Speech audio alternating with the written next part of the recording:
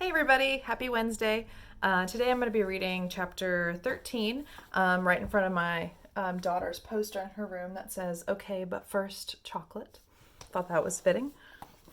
All right, this is a short chapter, so it shouldn't take too long today. The big day arrives.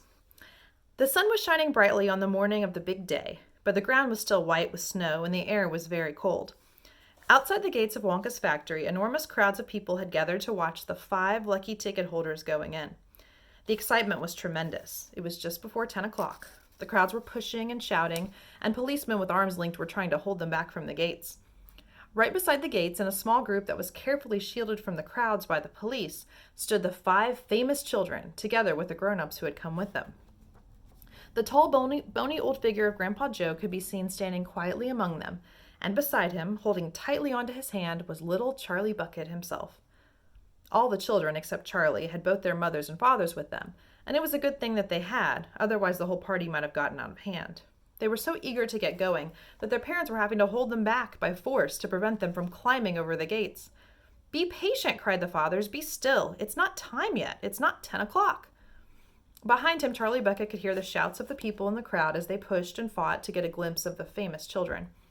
"There's Violet Beauregard," he heard someone shouting. "That's her, all right. I can remember her face from the newspapers."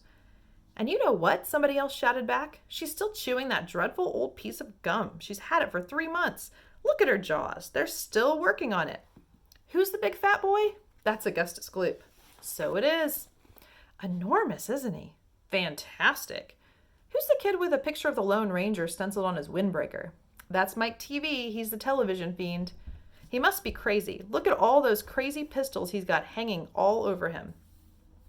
"The one I want to see is Veruca Salt," shouted another voice in the crowd. "She's the girl whose father bought up 500,000 candy bars and then made the workers in his peanut factory unwrap every one of them until they found a golden ticket.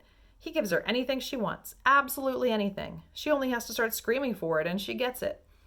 Dreadful, isn't it? Shocking, I call it." "Which do you think is her?"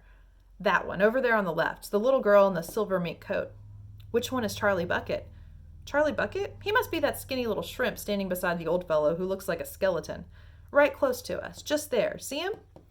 "Why hasn't he got a coat on in this cold weather?" "Don't ask me. Maybe he can't afford to buy one." "Jeepers, he must be freezing." Charlie, standing only a few paces away from the speaker, gave Grandpa Joe's hand a squeeze, and the old man looked down at Charlie and smiled. Somewhere in the distance, a church clock began striking 10. Very slowly, with a loud creaking of rusty hinges, the great iron gates of the factory began to swing open.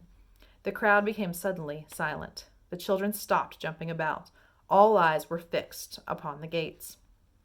"There he is!" somebody shouted. "That's him!" And so it was. All right, chapter 14 tomorrow is entitled Mr. Willy Wonka. All right, bye guys.